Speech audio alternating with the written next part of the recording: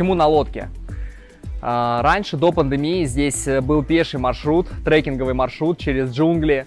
Вела дорожка прямо в заповедник, прямо к подземной реке. Но после пандемии ее не расчистили, она в буквальном смысле заросла. И сейчас можно добраться только на лодке. Кстати, многие думают, что их переправляют на другой остров.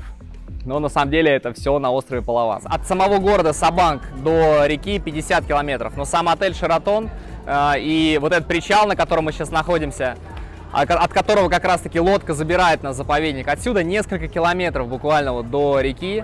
What did you say about